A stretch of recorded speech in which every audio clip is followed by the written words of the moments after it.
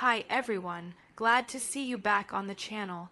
Today we are talking about an idea that sounds dramatic, powerful, and tempting on the surface, but collapses the moment you examine it closely. The idea of invading Greenland is often thrown around in speculative discussions about great power competition, Arctic dominance, and future wars. Some frame it as a bold strategic move. Others call it inevitable. But when you peel back the layers, invading Greenland would likely be a strategic mistake of a lifetime. Greenland looks empty on a map, but maps can be deceiving. It is not just a massive slab of ice waiting to be claimed. It is a territory with deep political ties, international legal protections, military significance, and enormous logistical challenges. Any country that seriously considered invading Greenland would be stepping into a trap built from geography, diplomacy, economics, and global backlash. Let's start with geography, because Greenland's size alone creates an illusion of opportunity. Greenland is the world's largest island, stretching over 2 million square kilometers. Most of it is covered by ice, but that ice is not a weakness. It is one of Greenland's greatest defenses. The interior is largely inaccessible, with brutal weather, extreme cold, and limited infrastructure. Moving troops, vehicles, fuel, and supplies across this terrain would be a nightmare even for the most advanced militaries. Unlike regions with road networks and urban centers, Greenland offers almost nothing to support a large invading force. Ports are limited, airfields are few. Most settlements hug the coastline and are small, isolated, and difficult to resupply. An invader would be forced to rely almost entirely on long, vulnerable supply lines stretching across oceans and hostile airspace. Then there is the Arctic environment itself. Extreme cold destroys equipment, drains batteries, freezes fuel, and punishes human bodies. Frostbite, hypothermia, and mechanical failure would become daily realities. Even well-trained Arctic units struggle in these conditions, and sustaining a large occupation force would multiply those problems exponentially. Weather in Greenland is unpredictable and unforgiving. Sudden storms, whiteouts, and extreme winds can ground aircraft and shut down naval operations with little warning. Satellites struggle in high latitudes. Navigation becomes unreliable. Communications degrade. An invading force would constantly be fighting not just defenders, but nature itself. Now let's talk about politics, because this is where the idea truly collapses. Greenland is not some unclaimed land. It is an autonomous territory within the Kingdom of Denmark. Denmark is a member of NATO. That single fact alone changes everything.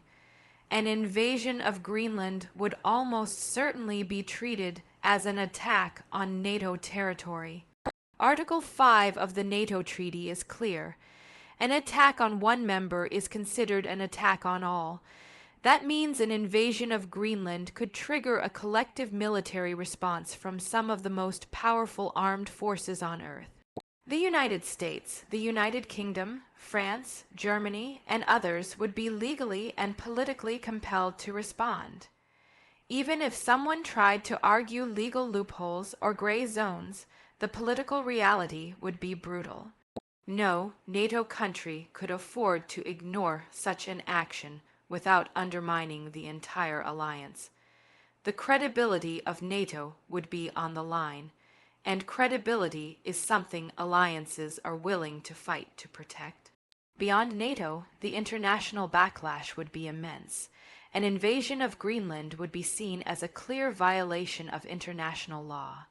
It would shatter norms against territorial conquest that have existed since World War II.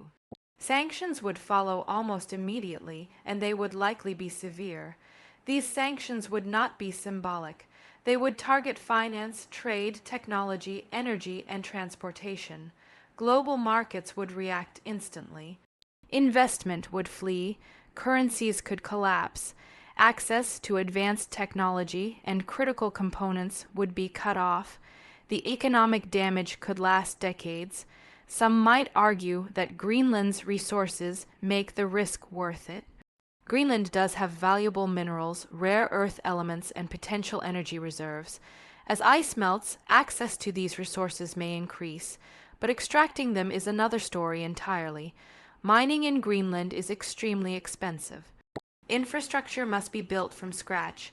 Ports, roads, housing, power generation, and waste management are all required. Environmental regulations are strict, and local opposition is strong. Even peaceful mining projects struggle to turn a profit.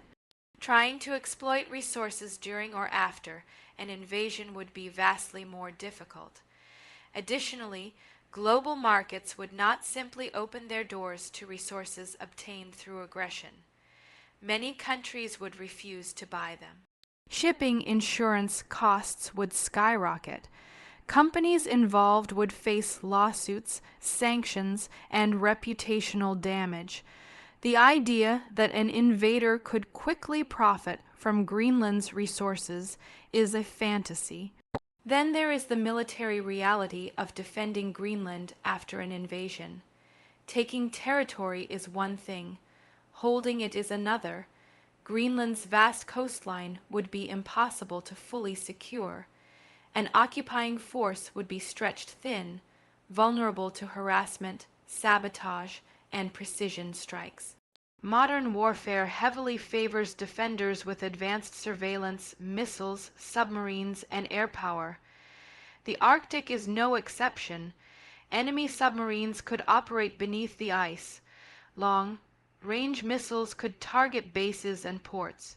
Aircraft could strike from beyond visual range. An occupying force would constantly be under threat. The cost of maintaining a permanent military presence in Greenland would be enormous. Troops would require specialized training, equipment, and constant resupply. Rotations would be frequent due to harsh conditions. Morale would suffer. Accidents and non-combat injuries would be common. Local resistance should not be underestimated either. Greenland's population is small, but that does not mean it would be passive.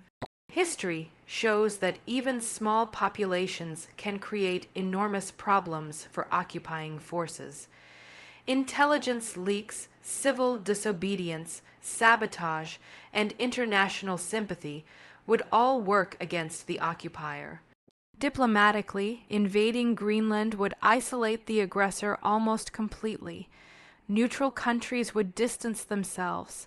Allies would reconsider their relationships. Trade agreements could be suspended or canceled. International institutions would condemn the action. This isolation would have long-term consequences. Rebuilding trust after such a move could take generations if it happens at all. Future negotiations on climate, trade, security, and technology would be poisoned by the memory of aggression. There is also the issue of the United States' existing presence in Greenland. The U.S. already operates Thule Air Base, a critical component of missile warning and space surveillance systems. Any hostile action in Greenland would directly threaten U.S. strategic interests. That means the response would not be limited or hesitant. It would be immediate and decisive. No serious strategist believes the United States would tolerate a hostile power controlling Greenland. The risks of escalation, including direct confrontation between nuclear-armed states, would skyrocket. Speaking of nuclear risks, Greenland plays a role in early warning systems that help prevent accidental nuclear war. Disrupting or threatening those systems could increase the risk of miscalculation. In a crisis, minutes matter.